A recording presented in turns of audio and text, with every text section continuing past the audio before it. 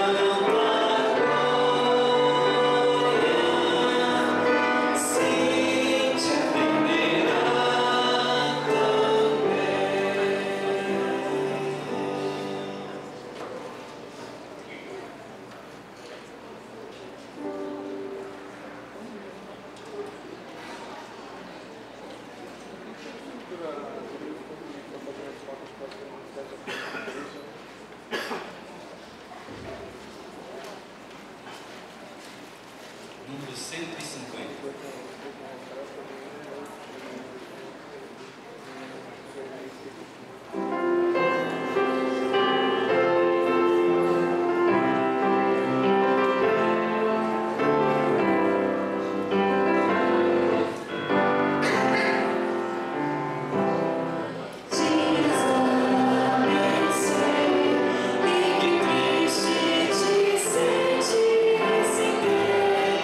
Esperança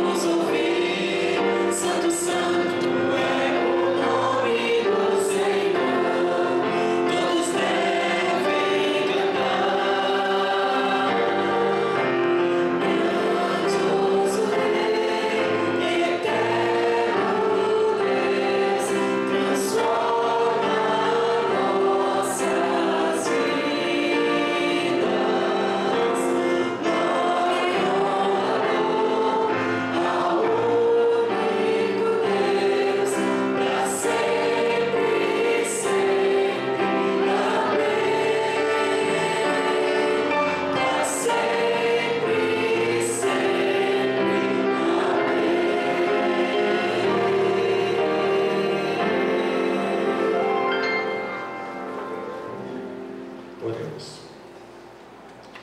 Nosso grande Deus, nosso Pai, queremos agradecer a Ti, Senhor. Mais uma vez, o Senhor nos concede a alegria, a oportunidade de estarmos na Tua casa. Todos os dias da semana nós tivemos encontros contínuos no nosso lar.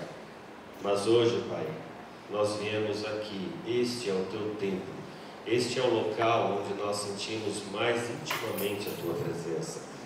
Esteja aqui conosco, Pai, que o Teu Santo Espírito possa estar pairando neste local, que tudo aquilo que for apresentado no primeiro culto, na escola sabatina, no segundo culto, o culto das crianças, seja para a honra e glória do Teu santo nome.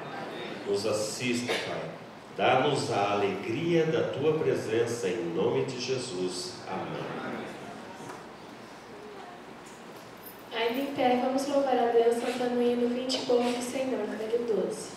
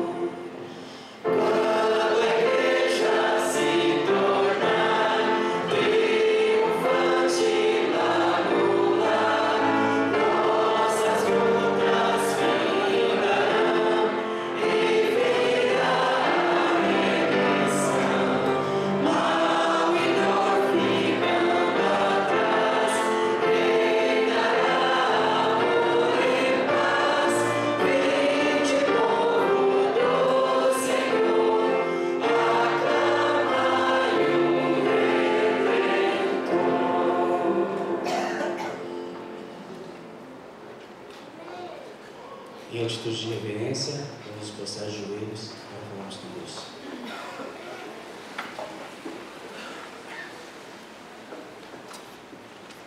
Santo e amado Pai que estás nos céus, estamos gratos, Senhor, a Ti, porque depois de mais uma semana de trabalho, mais uma semana de lutas, temos o Seu santo sábado para estarmos aqui em Sua santa casa, louvando e bendizendo o Seu santo nome. Obrigado, Pai, porque podemos sentir a Sua presença durante essa semana, nos nossos afazeres, em nossas vidas. Que o Senhor possa continuar conosco neste sábado, nos abençoando, nos orientando, nos guardando e nos iluminando, Pai. Vem estar, Senhor, com essa Sua igreja, vem estar com as pessoas que não encontram-se aqui, estão talvez acamadas, estão em seu leito de morte, mas o Senhor sabe tudo o que elas precisam. O Senhor pode orientá-las da melhor maneira. Venha, Pai, estar também com os aniversariantes dessa semana, as pessoas que estão completando mais um ano de vida. Que o Senhor possa continuar abençoando e guiando suas vidas, Pai. Venha estar conosco agora aqui, neste culto. Que o Milton, o orador dessa manhã, possa falar somente inspirado por Ti. E que possamos, Senhor, aprender das Suas santas palavras, colocar em nosso viver diário para abreviar a Sua volta, Pai. Venha estar conosco mais uma vez, nos ilumine, nos oriente, isso que eu lhe peço e agradeço em nome de Jesus. Amém.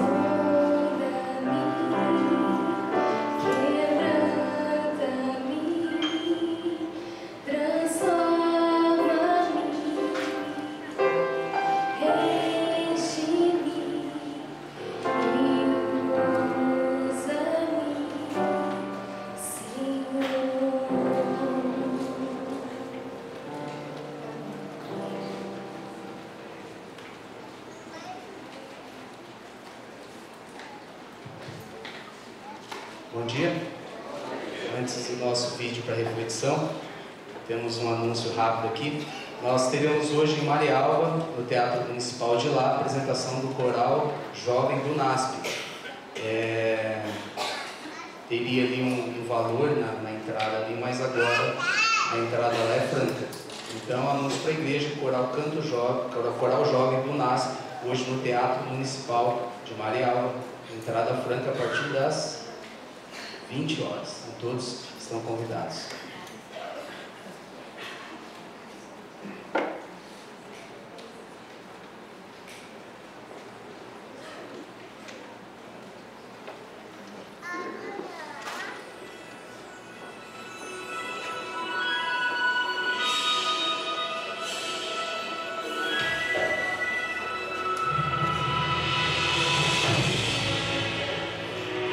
Provai e vede.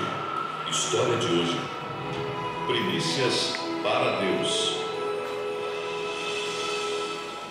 O irmão Francisco e sua esposa Cleonice moram na cidade de Rolim de Moura, no estado de Rondônia. Depois de conhecerem o Cristo através da igreja adventista, procuraram ser fiéis a Deus na devolução dos dízimos. No ano de 2001, durante um congresso de mordomia, eles decidiram fazer um pacto de amor a Cristo. Tomei uma decisão de ser fiel a Deus em uma porcentagem de 5% de todas as nossas rendas. E também de devolver 5% de 5 anos atrasados que a gente já estávamos casados e não devolvemos em parte da nossa oferta. E esse valor é um valor alto. Nós não tínhamos condições de pagar. Mas a gente disse, Deus proverá. Francisco e sua esposa trabalham com criação e venda de peixes, mas nessa época estavam enfrentando dificuldades financeiras em seus negócios. Foi aí que Cleonice teve uma ideia inspirada por Deus. Nosso peixe era vendido em atacado para pessoas que vinham comprar de outros lugares. Então apelei para ele, você gosta de vender? Então vamos experimentar vender o nosso peixe direto ao consumidor. Para nossa surpresa, foi o maior sucesso. Em questão de 2 horas, nós vendemos todo o peixe. Cada dia que ele ia vender, ele voltava mais feliz, porque Deus o havia abençoado. Percebemos que as coisas começaram a melhorar. Nessa hora, tínhamos certeza que a mão de Deus estava conduzindo nossos negócios. À medida que as bênçãos aumentavam, a gratidão e a fidelidade eram cada vez maiores. Quando aumentou as vendas, faltou peixe para a gente poder vender. Então decidimos ampliar a piscicultura e precisávamos então agora de um sítio maior. Oramos e saímos para procurar esse sítio. Nós tínhamos 3 tanques e hoje nesse sítio encerramos esse ano com 101 tanques. Com o coração transbordante de gratidão, Francisco e Cleonice decidiram encontrar novas maneiras de agradecer a Deus. Nós decidimos aumentar a nossa porcentagem de 5%. E todo ano, o primeiro peixe que sai é devolvido a Deus como primícias em gratidão por tantas bênçãos que Deus nos tem concedido. Eles sentem uma paz muito grande ao perceber como Deus está dirigindo suas vidas e seus negócios. Seu desejo de ser obedientes e gratos a Deus leva outras pessoas a desejarem servir a esse Deus. É muito maravilhoso, é muito prazeroso você perceber, você sentir a mão de Deus guiando a sua vida, guiando os seus negócios, guiando os seus sonhos, guiando os seus objetivos. 2 Coríntios 9:7 nos lembra de como deve estar o nosso coração ao prestar nossa adoração a Deus. Não com tristeza, nem por constrangimento, porque Deus ama ao que dá com alegria. Adoremos agora ao Senhor com os dízimos e as ofertas, demonstrando nosso reconhecimento e gratidão.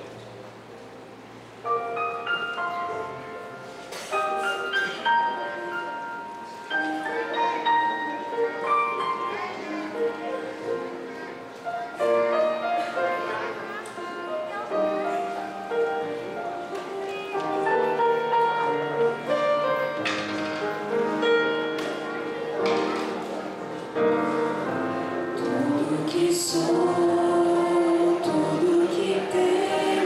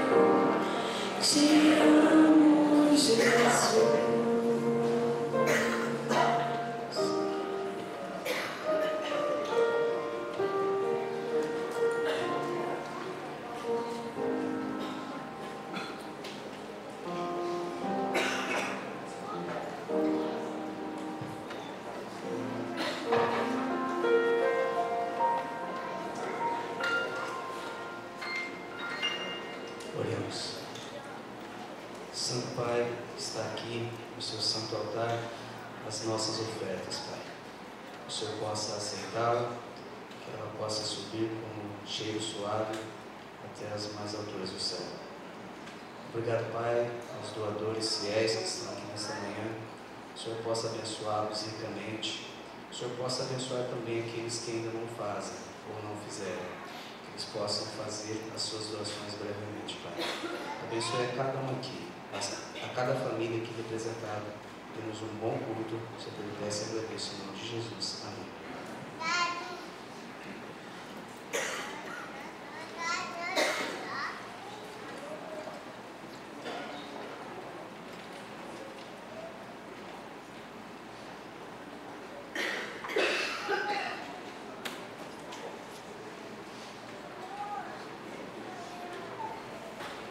Muito bom dia. Feliz sábado a todos vocês. É uma alegria de novo poder cumprimentar esta querida igreja e dizer, da minha alegria de poder estar aqui de novo. Nossa plataforma está um pouquinho diferente. Hoje nós temos aqui a representação de nossas crianças. Há alguns sábados atrás, a comissão estava reunida e decidia, entre tantos assuntos, alguns ajustes, E o Ministério da Criança tinha a data de sábado passado, dia 13, como uma data sua. Então, aí veio a questão: nossa, o JASD tem condições de nos visitar, o quarteto, no sábado, dia 13. E gentilmente a Ana Paula, imediatamente não, a gente cede o dia para eles, ainda que é uma data do Dia das Crianças, e a gente joga a programação do sábado seguinte. E foi assim que foi decidido. Imediatamente nós pensamos assim, detectamos uma preocupação no olhar da Ana Paula. Ela disse o seguinte: segurar as crianças nos dois cultos vai ser difícil. Criar duas equipes para fazer a programação é muito complicado. Então chegou-se à conclusão assim: não dá para se fazer um culto só na Alvorada, vamos fazer dois cultos. Aí imediatamente a comissão, a Roseli, o Nelson, falaram assim: olha, mas no primeiro culto o Milton prega. Eu estufei o peito e falei: nossa, a moral está alta, estou muito bem. Mas gente, em menos de 1 minuto a Roseli derrubou meu mundo. Ela falou assim: o Milton prega porque quarta-feira ele tinha que pregar e ele não veio. Um furo de escala justo na semana que era a do primeiro ancião. Isso para mim foi para acabar. Aí eu falei: poxa vida, agora eu tenho a oportunidade, Ricardo, de estar aqui de novo. Mas muito bem, eu vou estar administrando esses momentos, focalizando a importância de pais, filhos, nossas crianças. Então eu gostaria que você realmente estivesse conectado na mensagem, de forma que não importa a maneira como eu venha a trabalhar nesses momentos, mas que você entenda que o principal objetivo é demonstrar a profundidade que deve existir nesse relacionamento pai-filho, nossos filhos. Então vocês já sabem aonde nós queremos chegar. Do jeitinho que vocês estão, fechem os olhos, vamos falar com Deus. Nosso grande Deus, nosso Pai. Temos a oportunidade, Senhor, de abrir a Tua Palavra. Queremos encontrar nela lições para as nossas vidas, lições atuais, mensagens que possam estar nos ajudando nesta caminhada espiritual. Fica conosco, Pai, abençoe que de alguma maneira esta mensagem possa encontrar um lugarzinho no nosso coração, produzindo frutos para a vida eterna. Te pedimos e te agradecemos em nome de Jesus. Amém. Você que trouxe a Bíblia, abra ela no livro de 2 Reis, no capítulo 20.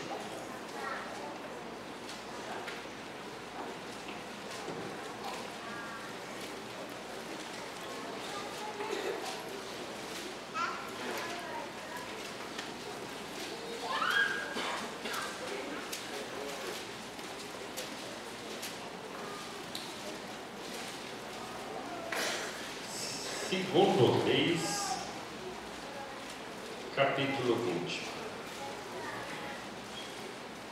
Acho que todos encontraram, né? Naqueles dias, diz o verso 1, Ezequias adoeceu de uma enfermidade mortal, e veio ter com ele o profeta Isaías, filho de Amós. Ele disse: assim diz o Senhor, põe em ordem a tua casa, porque morrerás e não viverás. Muito bem. A história aqui é conhecida. Ezequias era jovem, era um bom rei, tudo na sua vida estava indo muito bem, mas infelizmente ele foi acometido de uma grave doença. Isaías, seu grande amigo, profeta de Deus, tem uma mensagem: olha, vai lá, diz para Ezequias que ele vai morrer, e é assim que Isaías chegou dizendo. E você conhece um pouco dessa história. Quando Ezequias recebeu essa notícia, ele se entristeceu, é bem verdade, e você conhece todo esse desfecho. O que eu quero inculcar em vossa mente agora existem muitas pessoas que só dão valor nas perdas. Observe bem o que eu vou dizer. Às vezes na vida familiar, pai e filho, tudo está indo muito bem. Nos seus negócios, na sua empresa, nos seus estudos, no namoro, no casamento, tudo está indo maravilhosamente bem. Mas chega um momento na sua vida, Deus queira que isso nunca viesse a acontecer, mas muitos passam por isso, de um diagnóstico médico. Esse diagnóstico médico é negativo, não é aquilo que você gostaria de ouvir. Muitos agora, vamos dizer assim, tendo esse diagnóstico e sabendo da gravidade da sua enfermidade, do fim que lhe espera, então só aí ele coloca a cabeça para funcionar e imagina: puxa vida, como que a vida passa depressa, tantos sonhos, tantos planos nós fazemos, e de repente a gente vê ele sumir num piscar de olhos. Conheço amigos, e vocês também, cada um de vocês conhecem amigos cheios de sonhos, cheios de planos, pessoas novas, pessoas jovens, que infelizmente foram derrotados por isso que se chama morte, pela doença, por aquilo que a medicina ainda não consegue resolver. Essas pessoas, somente depois de analisarem a brevidade da vida, sentem quanto é doloroso perder. Ezequias recebe uma notícia: sua enfermidade não tem cura, deste leito você não vai levantar, você vai morrer. Ezequias toma algumas providências, vocês conhecem a história, Deus lhe dá 15 anos de misericórdia, mas eu queria fazer os pais neste momento pensarem assim: vocês já pararam para imaginar o valor dos vossos filhos? O valor que essas crianças, elas têm para vocês? Porque muitos só deixam para perceber isso quando perdem. Muitos pais só deixam para encontrar o verdadeiro valor dos filhos quando veem esses filhos saindo, quando veem que receberam um diagnóstico infeliz. Quero dizer para você que é filho também, muitos filhos estão perdendo o amor por seus pais. Perder é muito triste. Quando você não os tem mais, não dá tempo para mais nada, não dá mais tempo para reverter a situação. Então nós temos um desafio de pais amarem os filhos, de filhos amarem os pais. Uma mãe com seus 12 filhos ao redor do seu leito, sente que está à beira da morte, mas ali toda a família está reunida. Os filhos ali, de repente o mais velho chama a responsabilidade para si e entende que este momento precisa de algumas palavras, e ele, olhando para os olhos da mãe ali pertinho do leito, ele diz assim: mamãe, nós, seus filhos, estamos aqui pertinho de você, e nós queremos te dizer que nós a amamos muito. Aquela mãe volta os olhares filho e diz assim: filho, por quê? Por que não dissestes isso antes?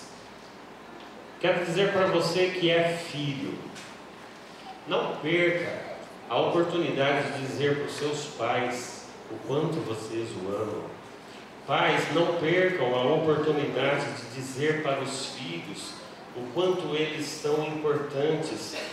Muitos estão morrendo sabendo que ficou em débito para com os filhos.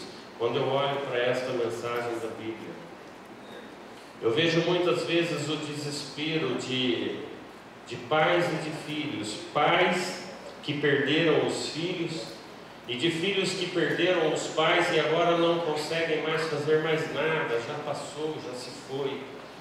Sabe, meus amados, quando nós olhamos para toda essa história da Bíblia, nós vemos famílias que estão sendo arrebentadas. Nós vemos que nós caminhamos numa época, num mundo, onde os pais perderam o respeito aos filhos, os filhos perderam o respeito aos pais. Cada um está lutando como se fosse numa batalha individual. A família está deixando de ter um verdadeiro valor. E Satanás, sabendo disso, tem atacado as famílias, tem destruído relacionamentos, tem feito com que os pais não possam realmente observar os seus filhos, tudo aquilo que está acontecendo, um corre-corre louco da vida. Vocês sabem muito bem que muitos, nesta trajetória da vida, perdem verdadeiros amigos, porque só focalizam coisas materiais, coisas deste mundo. Muitos pais trabalhando, batalhando por coisas que são boas, por conquistas, por dar uma melhor estrutura para a sua família. Muitos pais esqueceram de observar que o seu maior tesouro está dentro da sua casa, são seus filhos. Muitos filhos envolvidos com tantos estudos, com tantas perspectivas, com tantas vontades de ser alguém na vida, esqueceram que tem os seus pais, o seu maior tesouro dentro de casa. Alguém que lhes pode dizer assim: tenho experiência, segue por este caminho. Eu não quero que você sofra o que eu sofri. Você tem condições de corrigir em cima dos meus erros. E muitos filhos não estão mais conseguindo ter este afeto na família. O resultado de tudo isso é uma sociedade se desmoronando, é a igreja sofrendo, são famílias se rebentando. Mas existe, meus amados, uma profecia dentro da Bíblia que fala exatamente sobre este assunto e que diz que isso vai ter um fim. Uma profecia que focaliza que esta família vai ser de novo reestruturada. Essa profecia está em Malaquias, no capítulo 4. Eu gostaria de convidar você a abrir a Bíblia, Malaquias, no capítulo 4. O último verso da Bíblia. Capítulo 4, verso 6. O último livro, o último verso. Veja o que nos diz. Malaquias, capítulo 4, versículo 6. Ele converterá o coração dos pais aos filhos e o coração dos filhos a seus pais, para que eu não venha e fira a terra com maldição. Domingo passado, por volta das 11 horas, os aventureiros, desbravadores estavam reunidos e nós, próximos do horário de vir buscar ele, eu e a Cláudia, nós fomos fazer uma caminhada na Avenida Pedro Tax, indo rumo a Colombo. Num dado momento, nós vimos de longe uma carreata vindo. Muitos carros, muito barulho, muita gritaria, buzinas de todos os tipos, e eu pensei, puxa, já segundo turno, lá vem a polícia, vamos ver quem é. E quando nós se aproximamos e ficamos frente a frente com aquela carreata, nós percebemos que não se tratava de uma carreata política. Era uma manifestação de familiares e de amigos do pequeno Arthur Salomão, aquela criança que, próximo da Farroupilha, aos 3 anos de idade, morreu vítima de uma bala perdida. Familiares e amigos distribuíam panfletos com os dizeres: saudades, nós te amamos. E aí eu pergunto, não dá tempo para mais nada. O pequenino se foi. A dor fica no coração dos pais, de familiares, de amigos. Por isso que existe um grito de desespero para que nossos pais, nossos filhos voltem os olhares aos verdadeiros relacionamentos, aquilo que é mais importante. Quantos pais que não gostariam de ouvir dos filhos o quanto eles são importantes? E é bem verdade que quantos filhos também gostariam de serem notados por seus pais. Essa história não é diferente ou não é estranha para você. Ela se tornou uma história conhecida, não precisamos dar nomes, mas recentemente uma menina, ela saiu de casa, desapareceu, a família ficou desesperada tentando encontrar o paradeiro dessa menina. Ficou 2, 3 dias ausente e a família, a igreja se mobilizou, mas resultado, quando finalmente a menina apareceu, enquanto a mãe desesperada perguntava: filha, aonde você foi? Por que você fez isso? A menina só tinha uma questão dentro do seu coração. Ela só dizia assim: mãe, o pai, como que ele reagiu? A mãe tentava argumentar, mas a única questão da menina era: o pai sentiu minha falta. Gente, precisamos rever todos esses conceitos, sem sombra de dúvida. Precisamos entender que nós temos verdadeiras joias preciosas dentro do nosso lar. Precisamos entender que pais precisam mudar comportamentos e filhos precisam mudar comportamentos. Então, qual é o grito que Deus quer dar nesta manhã para todos nós? Malaquias, ele é considerado um dos profetas menores, mas ele é considerado um profeta menor não na intensidade ministerial, mas no tanto de profecias que ele projetou em seu livro. E o que lemos nesta manhã nada mais é do que uma profecia, porque Malaquias diz que converterá o coração dos pais aos filhos e o coração dos filhos aos pais. Note, meus amados, que ele não diz que ele vai converter o coração de pais e vai converter o coração de filhos. Não.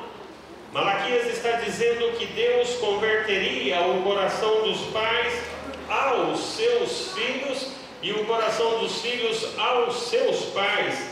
Malaquias aqui ele está usando um termo familiar. Malaquias está aqui apresentando um Deus que tira feridas que o médico não tira. Malaquias aqui está apresentando um Deus que pode curar aquilo que o médico não cura, porque Malaquias está falando aqui de relacionamentos.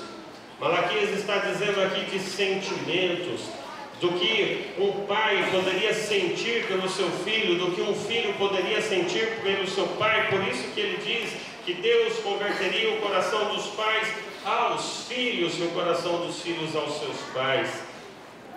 Uma profecia que fala de sentimentos.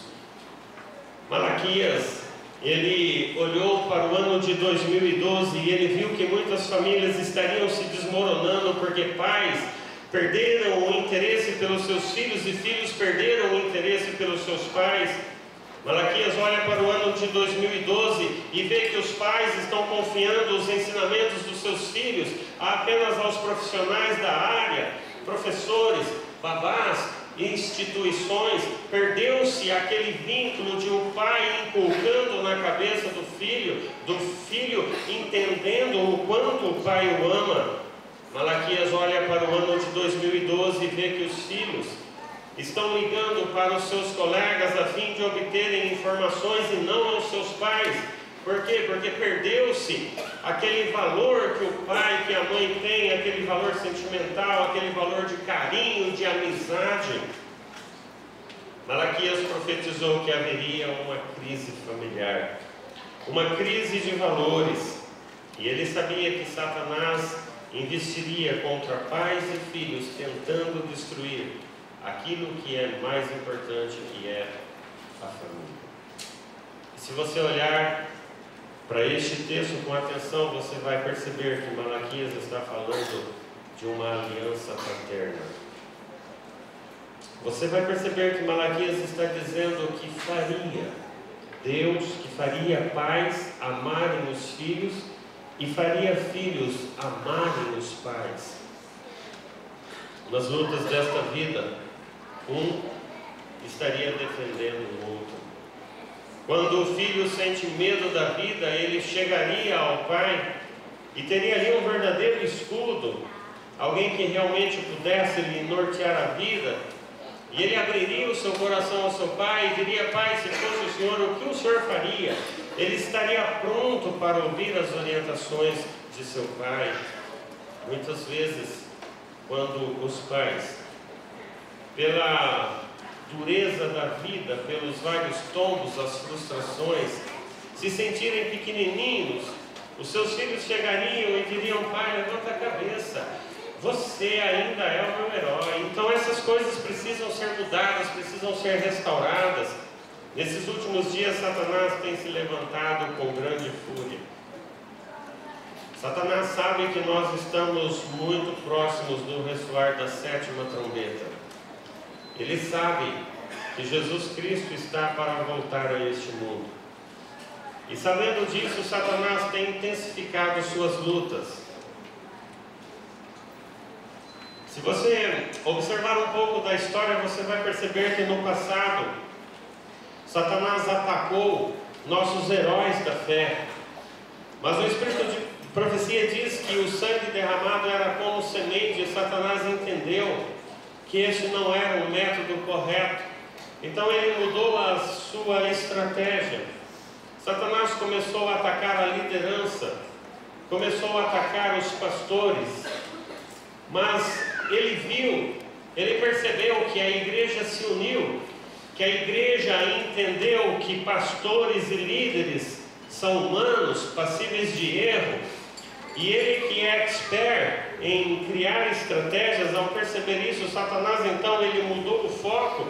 Ele viu que ele não conseguiria derrubar uma igreja em virtude de algum líder, algum pastor, então ele mudou a sua estratégia. E ele começa a atacar a família, porque ele sabe que se ele destruir a família, ele destrói a igreja, ele destrói a sociedade. Muitos pais não têm se dado conta de que estão perdendo seus filhos para o mundo.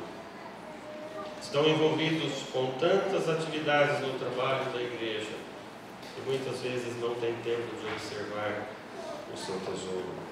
Esqueceram que seus filhos estão cheios de sonhos.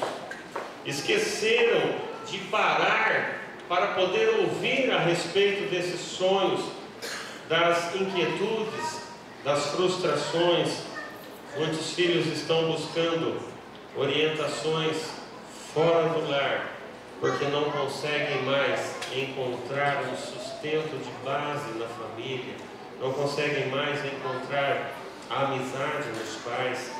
Estão juntos, mas ao mesmo tempo parecem ausentes. Famílias que não têm mais tempo para conversar, envolvidos com tantas loucuras, com tanto corre-corre da vida, muitas vezes chegam em casa cansados, exaustos. Não se tem tempo para um culto familiar, não se tem tempo para conversar as coisas rotineiras da vida. Alguns ainda, infelizmente, ainda têm um aliado maior, que é a televisão. Não é o caso de todos. Tem muitos que não estão nem preocupados com a televisão, mas com outras coisas. Não tem tempo. Na nossa era moderna, infelizmente, o computador, com tantas coisas boas que podem projetar melhores na nossa vida, mas tem sido um marco na destruição das famílias, porque não se tem relacionamentos mais dentro de casa. E vocês que é pai, vocês sabem disso, vocês que são filhos, sabem do que eu estou falando. Está se rompendo e nós não conseguimos enxergar que tudo isso é Satanás criando estratégias para derrubar o povo de Deus. Ele mudou a maneira como trabalhar e as coisas estão entrando no nosso lar e nós não vamos nos apercebendo da realidade dessa situação. Muitos filhos não estão mais conseguindo ter um enlevo espiritual pela falta dessa reunião, desta harmonia. Famílias que estão sendo arrebentadas. O pai precisa entender que o filho, ele não quer mais um colega. A mãe precisa entender que a filha não quer mais uma colega. Isso ela tem aos montes, no trabalho, no colégio, aonde vai. Os pais precisam entender que os nossos filhos estão procurando por pais e por mães, pais que se interessam pelos filhos. Eles querem uma referência, eles estão buscando aqueles pais que têm interesse em parar para olhar o boletim do filho, pais que têm interesse no crescimento acadêmico, mas no crescimento espiritual também de seus filhos. E muitos filhos não estão mais tendo paixão, amor pelo estudo da lição da escola sabatina, pelo estudo da Bíblia, porque eles não veem a sua maior referência, que são seus pais, fazendo isso. E muitos pais envolvidos com o corre-corre da vida esqueceram que existe uma base espiritual, uma base que ele, como sacerdote do lar, que ela, como a rainha do lar, precisa passar para os seus filhos, que é isso que produz vida eterna, é isso que garante a alegria dos nossos filhos. Mas os filhos não estão conseguindo olhar nos pais esta paixão pelo estudo da Bíblia, pela oração, e eles estão morrendo juntamente com a família. Mas Malaquias diz que Deus converteria o coração dos pais aos filhos e o coração dos filhos aos seus pais. Note, minha prezada igreja, a orientação da criança na página 193 diz que os primeiros 7 anos da criança de aprendizado tem mais a ver com a formação do seu caráter que tudo que ela possa aprender nos anos posteriores. Nos primeiros 7 anos é ensinar a criança a respeito das lições da vida, higiene pessoal, respeito aos pais. Provérbios 29, verso 17 diz: corrige teu filho e ele te dará descanso. Como pais, nós precisamos orientar nossos filhos, contar as histórias para eles de como Deus atuou no passado.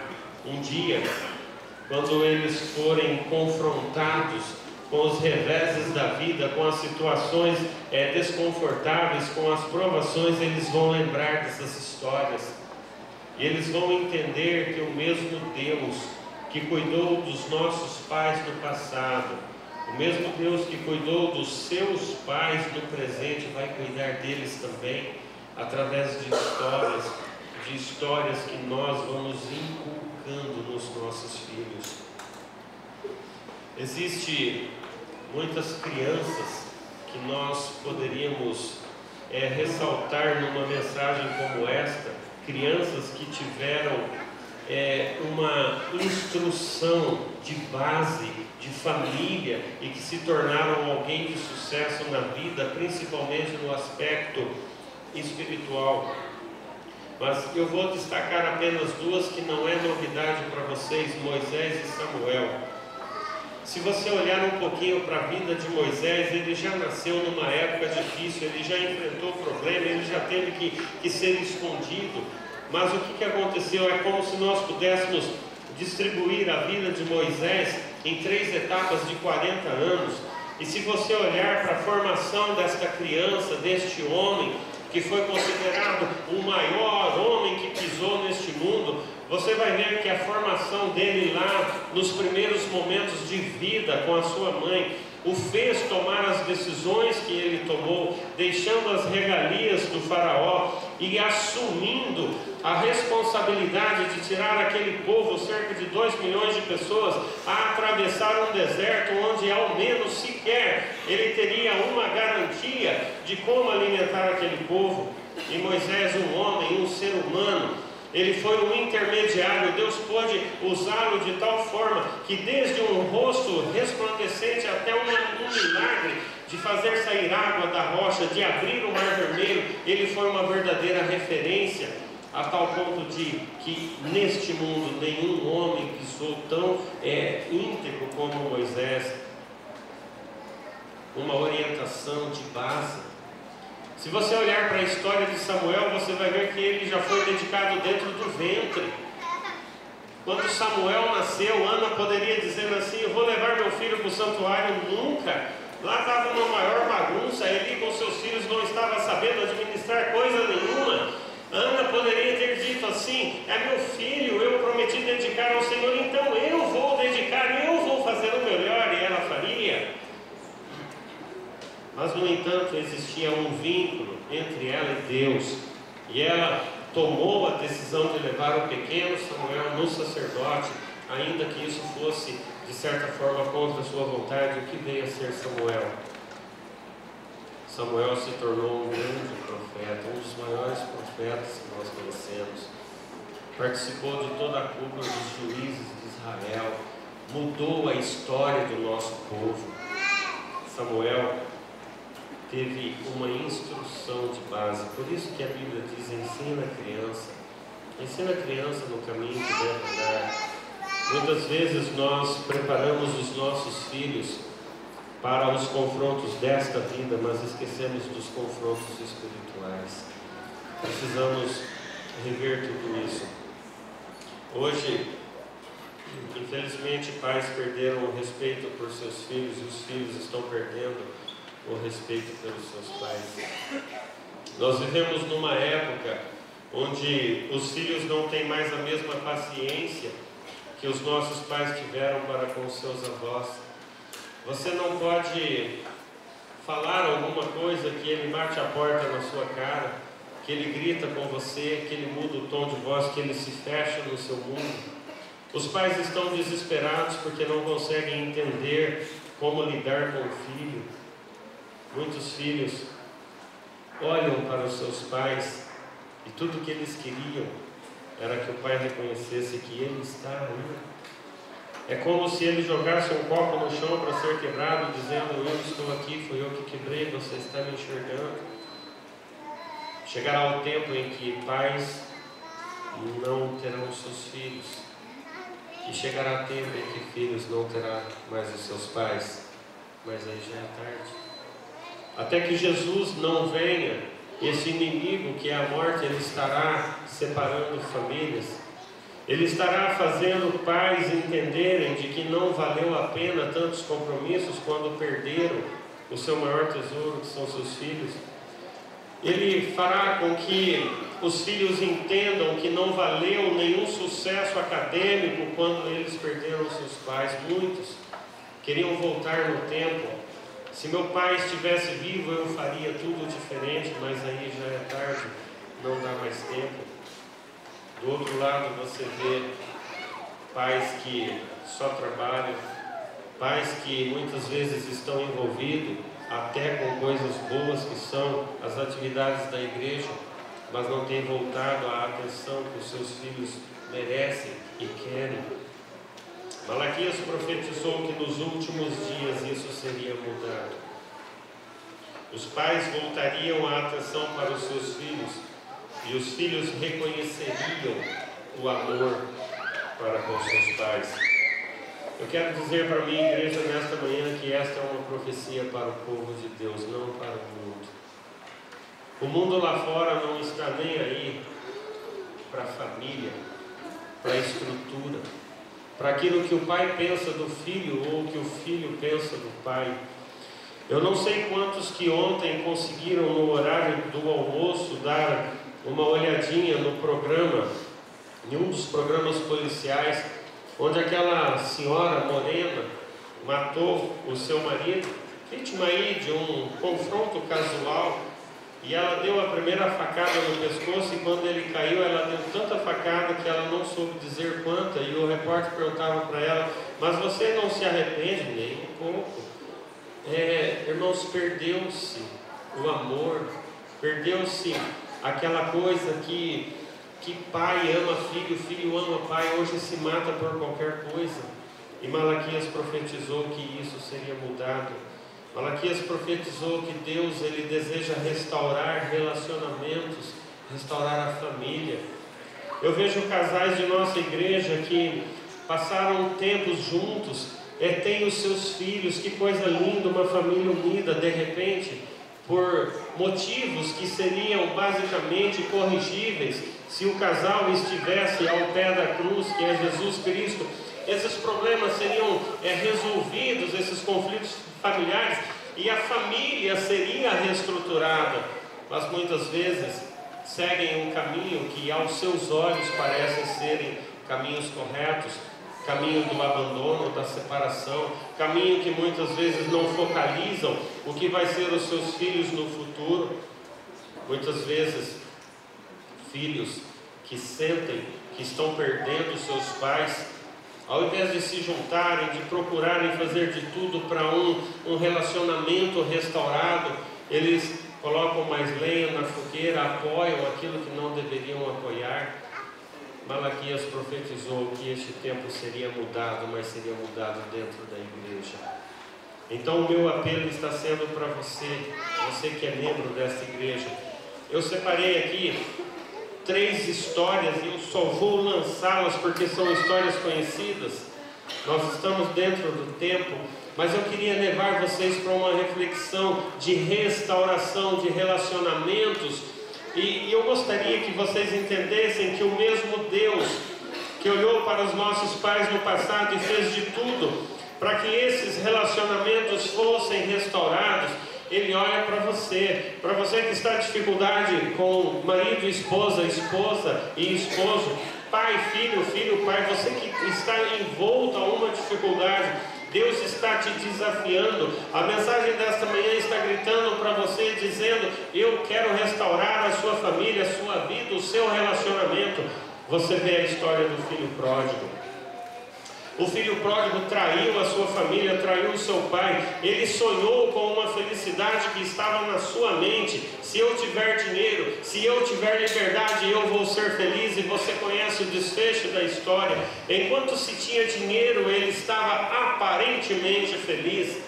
Quando acabou o dinheiro, imediatamente ele reconheceu. Ele olhou para a sua vida, ele olhou para o passado. E ele viu que a verdadeira felicidade estava no passado, quando ele estava com seus pais, com seu irmão, e lá que ele estava feliz.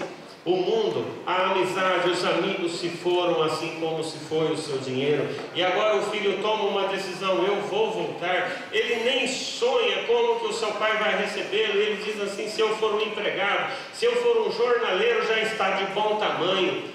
E o que aquele filho vê quando ele se aproxima do lar? Ele vê um homem. Quando ele enxerga que aquele homem é seu pai, o relato bíblico diz que eles se abraçam. Ali existiu uma verdadeira restauração da família, porque o pai diz: vamos fazer um belo jantar. O meu filho voltou. Você olha para a história de Jacó e de Esaú. Jacó teve que fugir de casa. Esaú prometeu que iria matar a Jacó porque este roubou a bênção que por direito lhe seria sua. Meus irmãos, foram 20 anos de uma família rompida, 20 anos que Jacó sofreu. Teve um sucesso na vida, ganhou dinheiro, ganhou bois, ganhou vacas, ganhou servos. Ele estava feliz de um lado, mas estava arrebentado do outro lado. O relato bíblico diz que um dia Jacó chegou para suas esposas, para os seus filhos, e falou assim: eu preciso voltar. E quando ele toma a decisão de voltar, ele tem um medo. Como que eu vou encontrar Esaú? A história de Jacó, o comentário inspirado diz muito bem isso. Que Jacó, temendo este encontro, ele colocou as esposas e os filhos na frente, e ele veio atrás. E se você olhar a descrição dessa história em Gênesis, você vai ver que chegou o momento deles se encontrarem. E a Bíblia diz que Esaú saiu correndo, não galopando, ele saiu correndo. E quando ele encontrou-se com Jacó, ele o abraçou, ele o beijou e ambos choraram. Família restaurada. A história de José, vendido por seus irmãos. Olhando a história de José, o relato, o comentário inspirado diz que José olhou para as caravanas de seu pai pela última vez quando este descia para o Egito. E lá, na amargura da vida, José tomou uma decisão: eu vou ser fiel ao Deus de meu pai. E você conhece a história. O tempo passou, a crise financeira chegou, com ela chegou a fome. Agora José está lá no Egito, começa a entender que Deus o levou para lá e agora seus irmãos se apresentam. Ele começa a rever a sua família. José teria todos os motivos para dizer assim: este é o meu momento, é o momento da vingança, eles vão ver que eu estava certo. Mas para você que conhece a história, um dia José reuniu todos ali e se declarou: eu sou José, o irmão de vocês que vocês venderam. E o relato bíblico diz que eles se abraçaram, que eles choraram. Mensagem de restauração. Eu teria 2 textos bíblicos, eu não tenho tempo de recorrer à Bíblia agora, mas eu queria dizer para você que é pai, para você que é filho, a coisa mais importante você tem aí do seu lado. Dê o verdadeiro valor. Filhos aos pais, pais aos filhos. Que a profecia de Malaquias possa cumprir-se na vida de cada família aqui representada. Que a orientação bíblica, quando diz assim: filho, ouve a instrução da tua mãe, a instrução do teu pai, isso vai te gerar vida. Que isso possa realmente ser uma palavra de conforto, de segurança para você. E para você, pai, lembra bem isso que eu vou dizer agora. Quando nós tivermos a alegria de juntos chegarmos aos céus, Deus não vai chegar para mim e dizer assim: Milton, quantas almas você levou ao batismo? Não. Ele vai dizer: cadê os seus filhos? Que Deus conscientize pais e filhos na verdadeira responsabilidade que tem um para com o outro, e que nesta manhã você possa ter entendido que valeu a pena estar aqui, e que isso possa de alguma maneira ter te ajudado nesta caminhada nossa espiritual entre família, pais e filhos. Que Deus os abençoe. Amém.